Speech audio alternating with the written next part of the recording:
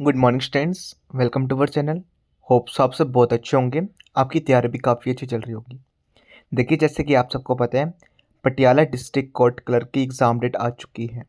जिन बच्चों ने भी फॉर्म को फिल किया है, फाइनली आपकी एग्ज़ाम डेट रिवील हो चुकी है कोर्ट की तरफ से। आप सबका एग्ज़ाम 18 अप्रैल 2026 को होगा। ठीक है। जो बच्चे चैनल पे पहली बार आए तो मेरी आपसे रिक्वेस्ट रहेगी, प्लीज़ चैनल को फॉलो कर लीजिए, जिससे आने वाली वीडियो का नोटिफिकेशन सबसे पहले आपके पास पहुंच जाए। ठीक है। देखिए, मेरी आपसे रिक्वेस्ट रहेगी, प्लीज़, ठीक है, जितना ज़्यादा हो सके वीडियो को शेयर कीजिए, क्योंकि अभी तक बहुत सारे बच्चों को एग्जैक्टली पता ही नहीं है उनकी एग्ज़ाम डेट आ चुकी है। ठीक है। आपकी तरफ से अगर थोड़ा सा भी एफर्ट रहेगा, डेफिनेटली किसी ना किसी की हेल्प हो ही जाएगी आपकी।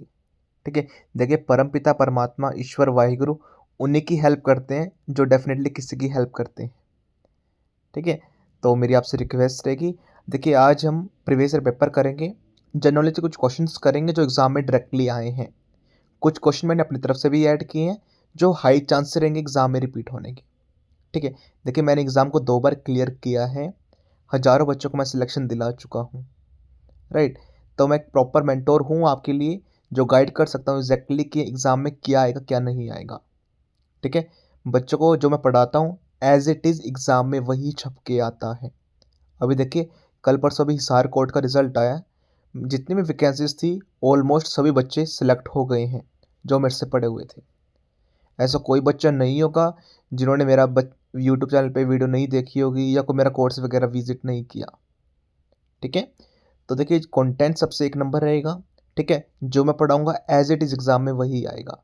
एससी लेटर जो मैं करवाऊंगा काफ़ी यूनिक तरीके से एग्ज़ाम में वही आने वाला है। ठीक है। चलिए स्टार्ट करते हैं।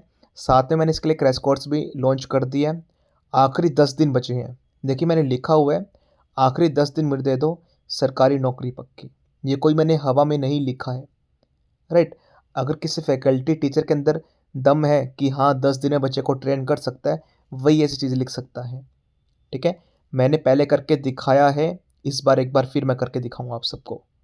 ठीक है। देखिए, जितनी भी वैकेंसी आई है पटियाला कोर्ट के अंदर, ऑलमोस्ट जब रिजल्ट आएगा सभी मेरे ही बच्चे लगे मिलेंगे आपको, मेरे से पढ़े हुए होंगे वो। ठीक है। सिर्फ आखिरी 10 दिन मुझे दे दो, जैसे मैं पढ़ाऊँ, जैसे मैं टीच करूँ, सिर्फ मेरी बात मान लो, आपका सिलेक्शन दूर ही नहीं है। ठीक है।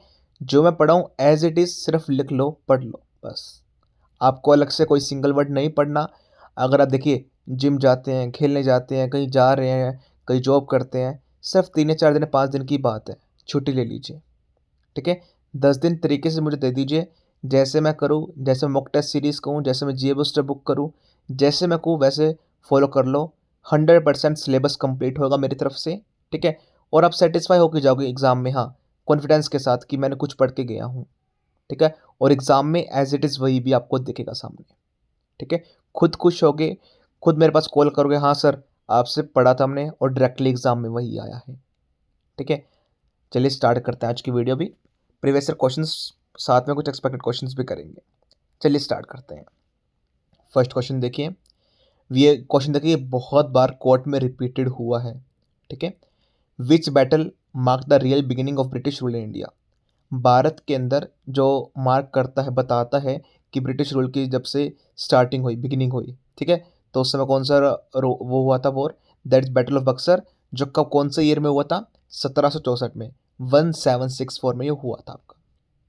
नेक्स्ट, किसने इंट्रोड्यूस की थी doctrine of lamps. Most repeated questions. देखिए, इस स्लाइड में सारे क्वेश्चन मैंने वो डाले हैं जो मोस्ट रिपीटेड हुए हैं। ठीक है। लॉर्ड डलहौजी। थर्ड क्वेश्चन देखिए, which viceroy partition Bengal in 1905, that is lord Curzon. ठीक है। कौन कौन से बंगाल में हुआ था आपको पता ही होगा, ये मैं ऑलरेडी करवा चुका हूँ। ठीक है। 1905, उस समय वॉइसरॉय कौन थे, लॉर्ड कर्जन। ठीक है। फोर्थ क्वेश्चन, कौन से अमेंडमेंट के तहत वोटिंग एज को 21 से 18 कर दिया गया था। स्टार मार्क कर लो, आपके एग्जाम में डायरेक्टली छपेगा क्वेश्चन। अभी कह रहा हूँ मैं, स्टार मार्क कर लो, आपके एग्जाम में छपेगा। देखिए, इतना साल हो गया मुझे पढ़ाते हुए, इतना एक्सपीरियंस तो हो ही गया है, हमें एग्जैक्टली पता ही चल जाता है कि हाँ कौन सा क्वेश्चन आएगा, कौन सा क्वेश्चन नहीं आएगा। तब भी हमारे ऊपर बच्चे भरोसा दिखाते हैं। ठीक है। वो रहेगा आपका 61 अमेंडमेंट। ठीक है। 61 अमेंडमेंट के तहत ये डिसाइड किया गया था कि जो भी वोटिंग एज है भारत के अंदर, वो 21 को घटाकर 18 कर दी जाए। ठीक है। होप से देखिए मैं क्वेश्चन नहीं करवा रहा हूँ, हर एक क्वेश्चन आपको एक्सप्लेन भी करता चल रहा हूँ, जिससे आपको हर एक चीज़ समझ में आ जाए और क्लास में आपको सब कुछ याद भी हो जाए। ठीक है। Next, which article of constitution deal with impeachment of president? कौन से आर्टिकल के तहत ये बताया गया है कि हम प्रेसिडेंट को इम्पीचमेंट कर सकते हैं? That is article number 61। Next, कौन सी बॉडी रिकमेंड की गई जिससे वो डिस्ट्रीब्यूट करेगी टैक्सेस को between central and state? That is finance commission. आप सभी को पता ही है जो फाइनेंस कमीशन है, ठीक है, जो हर एक चीज़ को हैंडल कर रहा होता है सेंट्रल स्टेट की। नेक्स्ट, कौन से शेड्यूल के तहत एंटी डिफ्लेक्शन लॉ आता है? आपको बताना है, ठीक है। 10 शेड्यूल के अंदर आता है, ठीक है। बहुत बार मैंने बताया भी आपको शेड्यूल के कौन कौन से इंपॉर्टेंट क्वेश्चन हैं। एक तो लैंग्वेज से रिलेटेड, एक पंचायत, एक म्यूनिसपैलिटीज़। ये काफ़ी क्वेश्चन इंपॉर्टेंट है, एग्जाम में अक्सर रिपीट हो जाते हैं शेड्यूल के। वो आपको स्टार्टिंग से नहीं पूछता, ये 3 या 4 ही बता पूछता है बार बार, जो मैंने आपको भी बताया है। ठीक है। Who can remove the chairman of UPSC? कौन रिमूव कर सकता है जो चेयरमैन है यूपीएससी के? आप सभी को कमेंट सेक्शन में बताना है एट प्रेजेंट अभी। ठीक है। चेयरमैन कौन है यूपीएससी के, आपको नेम बताना है, एग्जाम में आ सकता है अपॉइंटमेंट से रिलेटेड कोई क्वेश्चंस। ठीक है। अपॉइंटमेंट का जो भी क्वेश्चन आएगा लेटेस्ट क्वेश्चन ही आएगा, पुराना क्वेश्चन आपका नहीं आने वाला। ठीक है। कौन रिमूव कर सकता है चेयरमैन यूपीएससी के? यूपीएससी की फुल फॉर्म भी बतानी है, साथ में प्रेसिडेंट का नेम भी, चेयरमैन का नेम भी बताना है। दैट इज प्रेसिडेंट इसको रिमूव कर सकता है। कौन सी ऑर्गेनाइजेशन रेगुलेट करती है all over India mutual fund से रिलेटेड जो भी ट्रांजेक्शन वगैरह होते हैं, जो भी कुछ होता है, तो कौन सी ऑर्गेनाइजेशन करती है? Security and exchange bank of India, जिसे हम SEBI भी बोलते हैं। एग्जाम में एक बार फुल फॉर्म भी आ गई थी, security and exchange bank of India, याद रखना SEBI। कहीं पर आपको दिखे तो ये फाइनेंस से रिलेटेड रहेगी आपकी। ठीक है। होप होप सो देखिए यहाँ पर भी आपको सभी क्वेश्चन समझ में आ गए होंगे। नेक्स्ट, कौन सी टाइप ऑफ एम्प्लॉयमेंट को जो कॉमन पाई जाती है agriculture in India? That is distinguish unemployment. ठीक है। रिटायरमेंट एज आपको बतानी है हाई कोर्ट जज की, दैट इज 62। 62 और 65 में काफ़ी बच्चे कन्फ्यूजन रहती है।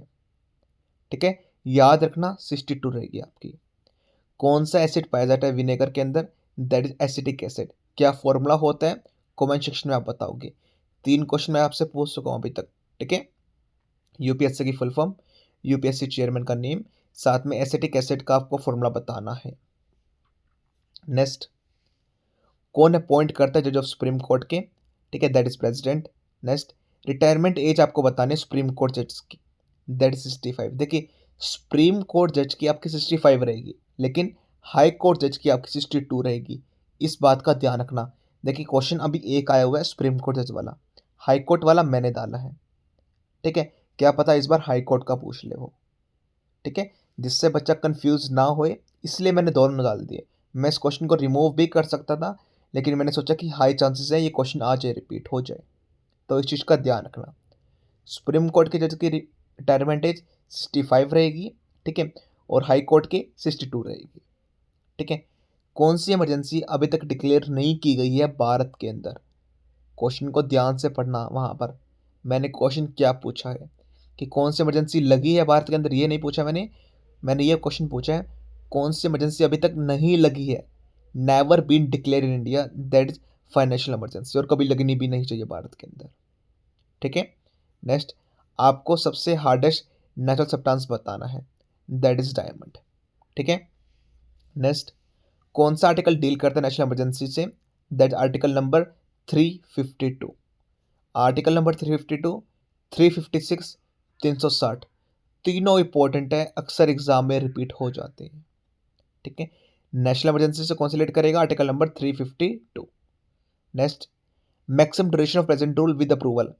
मैक्सिमम कितनी ड्यूरेशन हो सकती है प्रेजेंट रूल की? That is 3 years.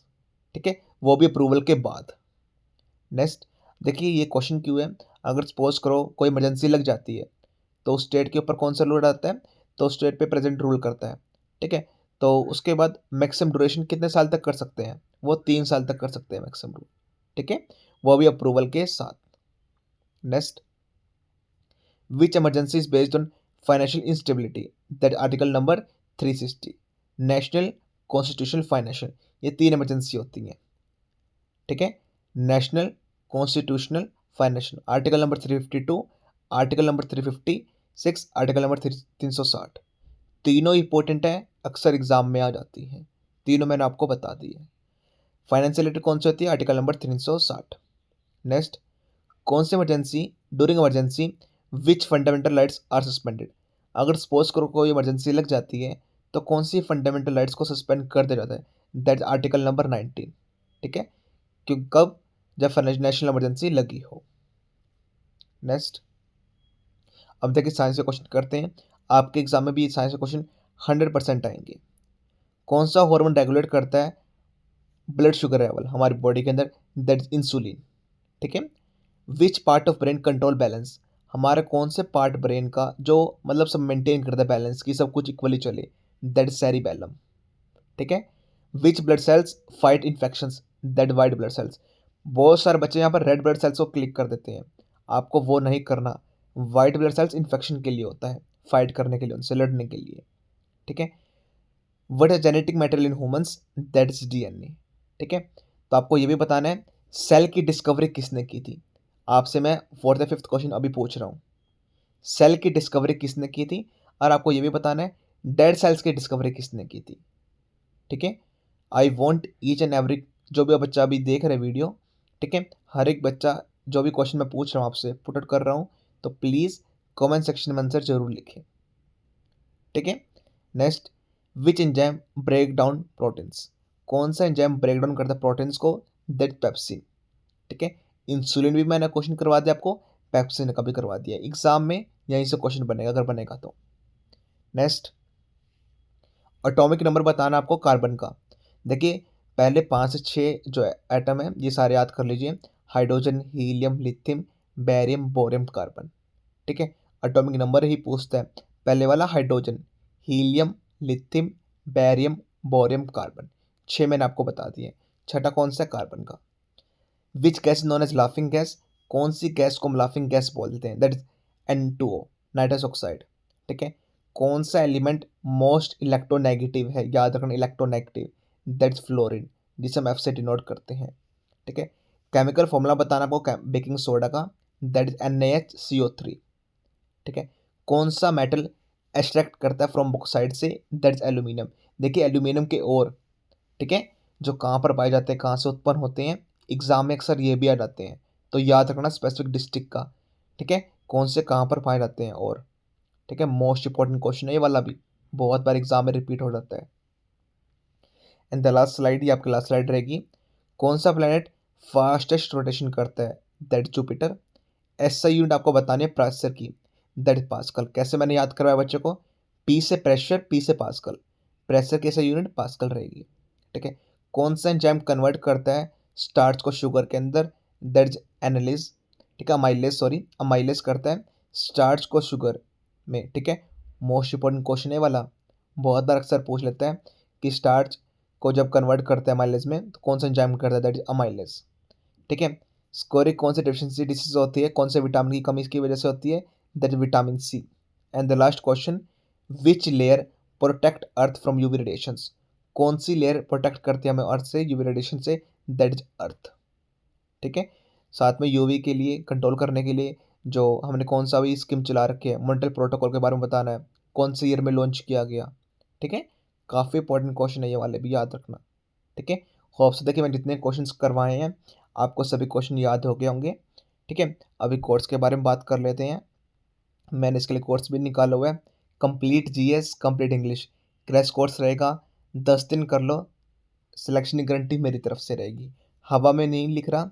ठीक है, एग्ज़ाम वाले दिन आप मुझे खुद कॉल करोगे, सर जो आपने पढ़ाया था एज इट इज़ आपके एग्ज़ाम में आया है। इसके मैंने महापैक भी लॉन्च किया हुआ है। ठीक है, देखिए जिन बच्चों को ज्वाइन करना है, अगर आप सोच रहे हैं कि आपके पास कोई भी कंटेंट नहीं है पढ़ने के लिए, कहाँ से करो कहाँ से ना करो, तो प्लीज़ डिले मत करो। ठीक है, अगर देखिए जिन बच्चों को टाइम पास ही करना है, माँ बाप के सपनों को नहीं पूरा करना, सिर्फ टाइम पास करके ही सिर्फ माँ बाप को ऐसा लगे कि हाँ एग्ज़ाम देने जा रहा हूँ वो करना है, तो आप छोड़ सकते हैं। जिसको सच में हाँ चाहिए कि हाँ मेरी जॉब लग जाए, वन मोर थिंग, काफ़ी अच्छी इंपॉर्टेंट जॉब है, सिर्फ 1500 बच्चों ने फॉर्म फिल किया है। ठीक है, काफ़ी बच्चों को तो अभी तक पता ही नहीं है कि एग्ज़ाम डेट आ चुकी है, लेकिन आपका मेन कंपटीशन 200-300 बच्चों में ही रहेगा। हर बार ऐसा होता है 1000, 1200, 1500 बच्चा सिर्फ टाइम पास करने के लिए जाता है, कोई तैयारी व्यारी नहीं करके जाता। सिर्फ मेन कंपटीशन 200-300 बच्चों में ही है। पंजाब में भी देखिए अभी और भी वैकेंसीज बहुत सारी आई हुई हैं, ठीक है। फॉर्म फिल आपने करा भी होगा PTPLSB में, वहाँ पर लाख बच्चा बैठेगा, यहाँ पर सिर्फ 1000-1500, ठीक है। 1500-1600 फॉर्म फिल हुए हैं। अटेंडेंस आपकी 1300-1400 रुपये 1300-1400 रहेगी आपकी अटेंडेंस, ठीक है। उसमें भी सिर्फ 200-300 बच्चा ही पढ़ने वाला होगा, बाकी बच्चा सिर्फ टाइम पास वाला। आप खुद बताइए, क्या 10 दिन में आपको ऐसी मेहनत नहीं करनी चाहिए कि मेरा सिलेक्शन हो जाए? मौका आपके हाथ में है बच्चों। मेरा काम है पढ़ाना, आपको गाइड करना, सही डायरेक्शन में लेके जाना, लेकिन एक्शन आपको लेना होगा, ठीक है। जब तक एक्शन नहीं लोगे सरकारी नौकरी नहीं मिलेगी, टाइम पास करते रह जाओगे। गर्ल्स के लिए तो काफ़ी सेफ है जॉब है, जो वूमेन है जिनकी शादी वगैरह हो चुकी है, सर हमें जॉब चाहिए, बेस्ट मौका है बच्चों, अभी है, सिर्फ 10 दिन है, ठीक है। देखिए मेरी बड़ी छोटी बहन जो भी हैं, तो मेरी आपसे रिक्वेस्ट रहेगी, 10 दिन है, कुछ काम कर रहे हो, ठीक है, हाउसवाइफ हो, सारा दिन काम चलता है, तो प्लीज़ 2-3 घंटे निकाल लीजिए, लाइफ बन जाएगी, ठीक है। मुझे कुछ नहीं मिलना, आपकी लाइफ सेट हो जाएगी। एग्जाम के रिगार्डिंग और कोई भी क्वेरीज, इंक्वायरी नंबर रहेगा आपको स्क्रीन पर शो हो रहा होगा, 9991503559, ठीक है, 9991503559। डेफिनेटली मैं आपकी हेल्प करूंगा, ठीक है। That's all from my side, thank you.